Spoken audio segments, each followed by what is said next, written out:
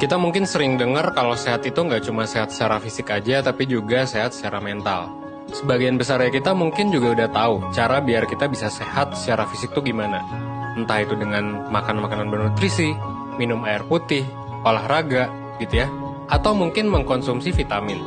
Hal-hal tadi itu udah sering banget kan kita dengar, atau mungkin kita juga udah praktekin sekarang di masa pandemi COVID ini. Tapi pernah nggak sih lo bertanya-tanya cara biar sehat mental itu kayak gimana? Atau mungkin lo udah tahu, tapi bingung gitu. Cara buat mulai sehat mental tuh kayak gimana? Well, kalau misalnya lo bingung tentang gimana caranya biar sehat mental, lo nonton video yang tepat. Kenapa? Karena gue kali ini bakal ngebahas tentang gimana caranya biar kita bisa sehat mental dan cara mulainya tuh gimana. So, pastiin lo simak videonya sampai habis biar lo bisa nemu langkah pertama buat jadi sehat mental. Sebenarnya yang dimaksud dengan sehat mental tuh kayak gimana sih? Well, menurut WHO sendiri, World Health Organization, sehat mental adalah suatu kondisi di mana individu tuh sadar akan kesejahteraan psikologis dirinya, gitu ya. Dan dia tuh punya kemampuan buat ngelola stres. Jadi ada beberapa ciri nih. Pertama, dia tahu bahwa dia tuh sejahtera secara psikologis. Yang kedua, dia punya kemampuan buat mengelola stres. Yang ketiga, dia mampu bekerja secara produktif. Dan yang keempat, dia berperan aktif di lingkungannya. Yang dapat kita lakukan untuk mencegahnya yaitu kurangi atau batasi informasi yang berlebihan terkait berita tentang COVID-19. Coba deh hitung, berapa banyak informasi atau berita yang beredar mengenai corona di grup aplikasi pesan kamu? Pasti lumayan banyak kan? Berita yang kita dapat dari teman atau keluarga tersebut belum tentu benar loh. Dan nggak menutup kemungkinan berita tersebut adalah hoaks. Dampaknya bukan merasa tenang, tapi kita malah bisa jadi lebih panik dan juga cemas. Kita harus lebih berhati-hati dalam menerima informasi dan pastikan berita yang kita dapat berasal dari sumber-sumber yang terpercaya. Yang kedua, tetap menjaga komunikasi dengan keluarga dan teman dekat.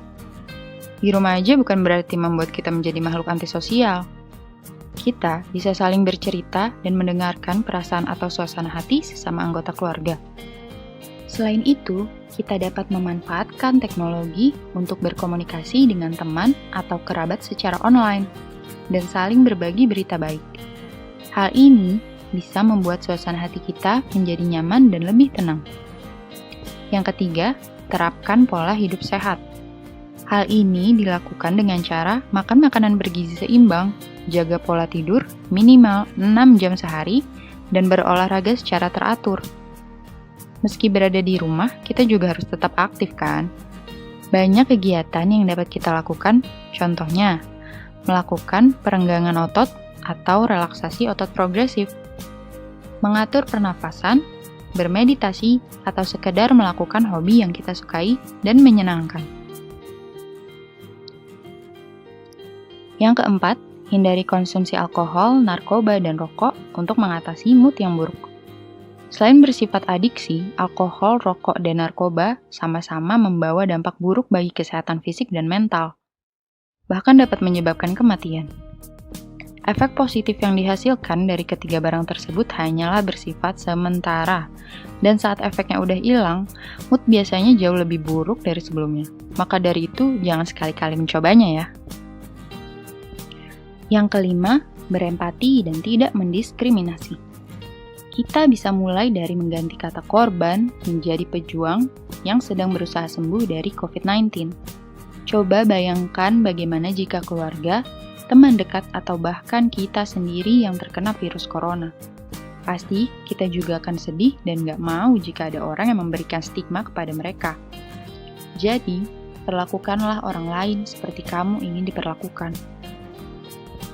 Dan yang terakhir, jika perasaan negatif tetap muncul dan tidak ada perubahan, carilah bantuan profesional di bidangnya.